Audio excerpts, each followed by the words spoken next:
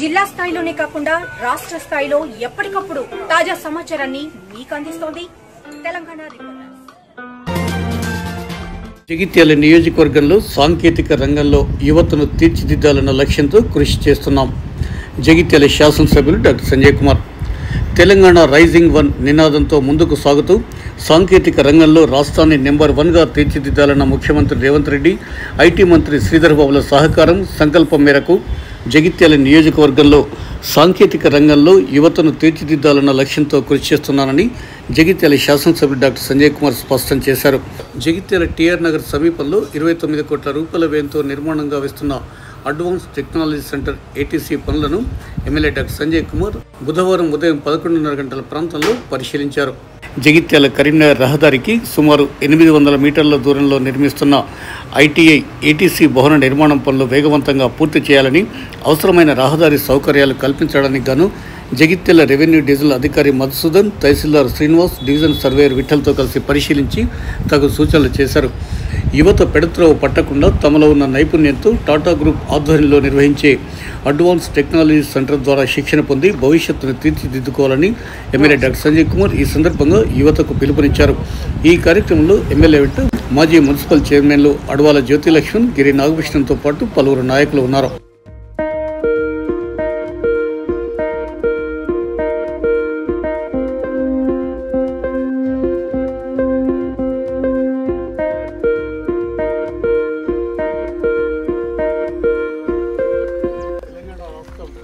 Rising 1 అనే ఒక నినాదంతో సాంకేతిక రంగంలో అభివృద్ధి చెందుతున్న ప్రస్తుత పరిస్థితుల్లో జగిత్యాల నియోజకవర్గాన్ని కూడా ఒక సాంకేతిక రంగంగా అభివృద్ధి పరచాలన్న ఒక లక్ష్యంతో జగిత్యాల శాసనసభ్యుడు సంజయ్ కుమార్ గారు, ముఖ్యమంత్రి రేవంత్ రెడ్డి గారు, ఇతర సాంకేతిక మంత్రి శ్రీధర్ బాబు గారు అలాంటి ఒక నాయకులతో కలిసి జగిత్యాల నియోజకవర్గాన్ని ఒక అభివృద్ధి పథంలో నడిపించాలన్న ఒక లక్ష్యంతో ముందుకు సాగుతున్న సంకల్పం ఇది.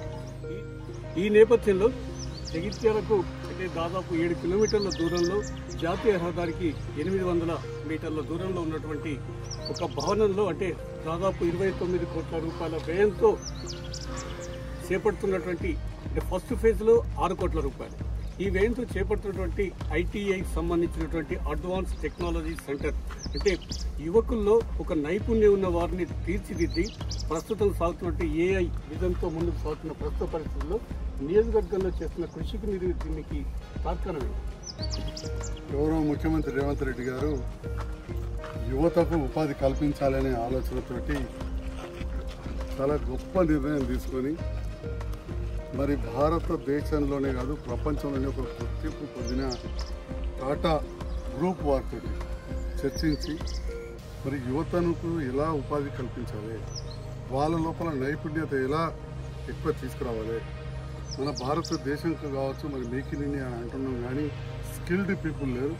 సో మేక్ ఇన్ ఇండియా కోసం కావచ్చు గ్లోబలైజేషన్లో ప్రపంచీకరణలో ప్రపంచంలో పోటీ పడడానికి ఏ విధంగా చేయాలనే ఆలోచనతోటి ఒక స్కిల్ యూనివర్సిటీ స్టార్ట్ చేసి మన ఐటీ కింద మన మినిస్టర్ శ్రీధర్ బాబు గారు వారు అందరూ కూడా ఆలోచించి industries IT and industries Sridhar Babu గారు మన ముఖ్యమంత్రి గారు ఎంతో ఆలోచన చేసి ఈ స్కిల్ యూనివర్సిటీ ఏర్పాటు చేయడం జరిగింది.